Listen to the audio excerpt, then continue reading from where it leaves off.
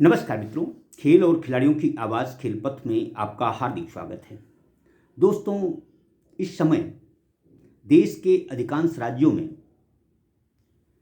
Outsourcing के माध्यम से यानी ठेका प्रथा के माध्यम से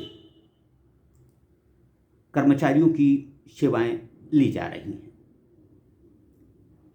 जिन कंपनियों से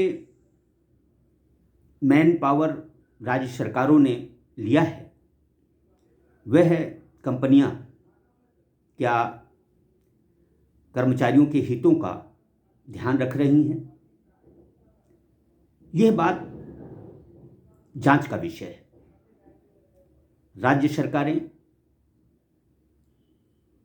जिस गवर्नमेंट ई मार्केट प्लेस यानी जेम के माध्यम से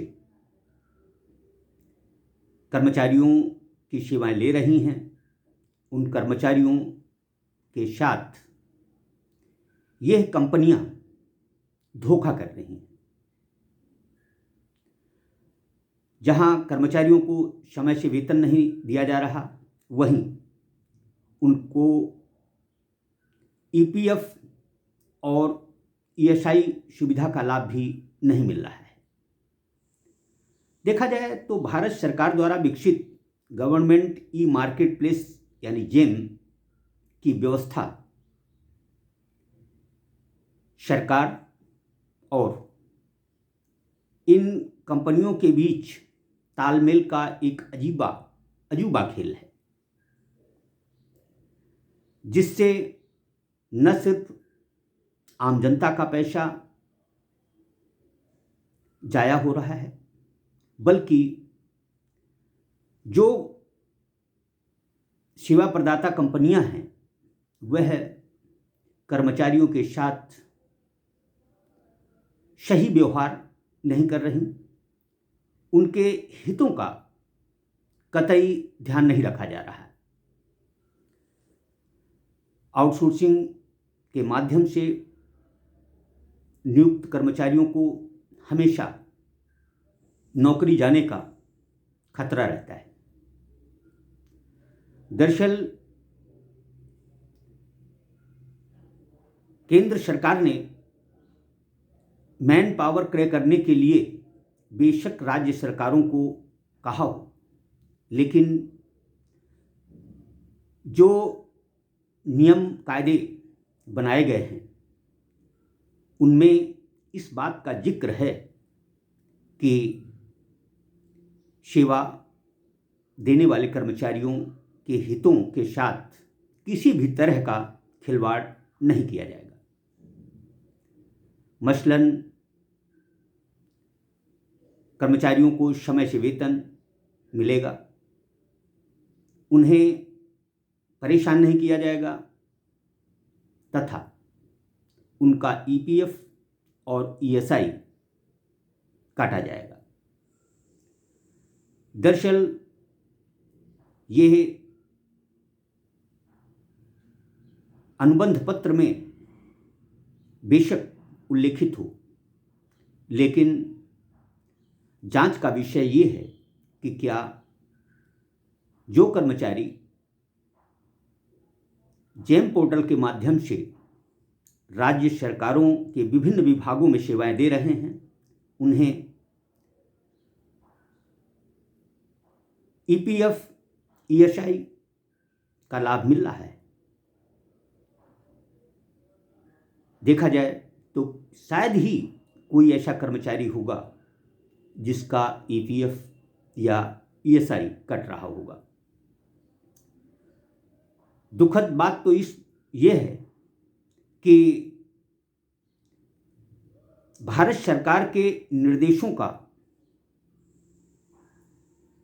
न केवल जेम पोर्टल के माध्यम से सेवाएं देने वाली कंपनियां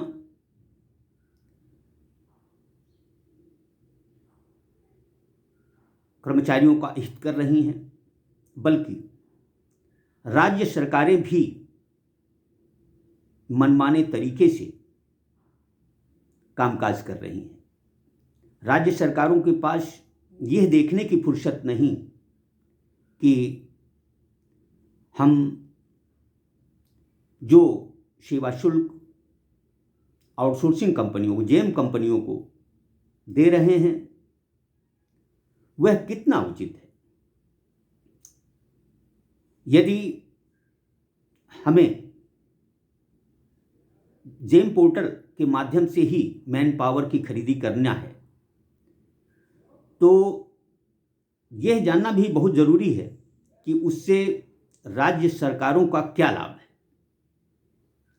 हम आखिर जेम पोर्टल के माध्यम से मैन पावर की खरीदी क्यों करना चाहते हैं। देखा जाए तो जो व्यवस्था है उस व्यवस्था का सही तरीके से पालन नहीं हो रहा है।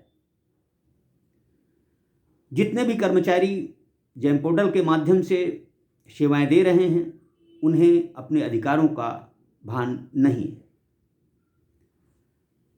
मेरा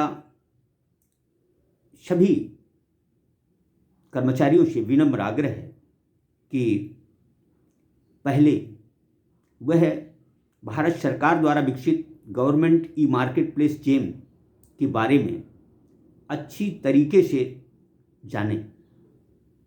यह भी जानें कि उनके क्या क्या अधिकार हैं, कंपनियां उनके अधिकारों का ख्याल रख रही हैं या नहीं रख रही हैं, नियमित वेतन उन्हें मिल रहा है या नहीं मिल रहा है।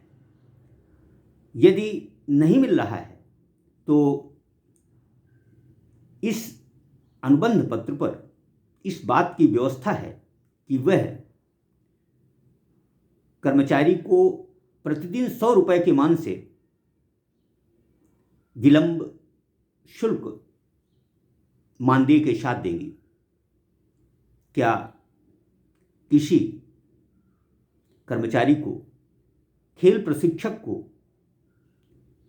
यह सब सुविधाएं मिल रही हैं? यह प्रशिक्षकों को जानना बहुत ज़रूरी है। आखिर हम कब तक अपनी ज़रूरतों के लिए अपने जीवन को, अपने बाल बच्चों को संकट में डालते रहेंगे। ईपीएफ और ईएसआई की सुविधा हर कर्मचारी के लिए, उसके भविष्य के लिए बहुत अच्छी व्यवस्था है। कंपनियां यदि ईपीएफ और ईएसआई की सुविधा कर्मचारियों को नहीं देती तो यह सरासर नाइंसाफ़ी है। समय से वेतन न देना भी एक तरह से गलत बात है। आउटसोर्सिंग कंपनियों के माध्यम से काम काज करने वाले कर्मचारियों को निराश होने की ज़रूरत नहीं है। ये कंपनियां आपको कतई सेवा से मुक्त नहीं कर सकती। आपको अपने अधिकारों के लिए आगे आना होगा, आवाज़ मुखर करना होगा। इतना ही नहीं, राज्य सरकारों को भी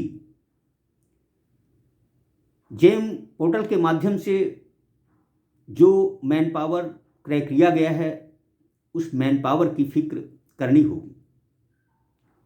बेहतर होता कि जेम का झमेला हटाकर राज्य सरकारें यदि ज़रूरत समझती हैं तो कर्मचारियों को रखें।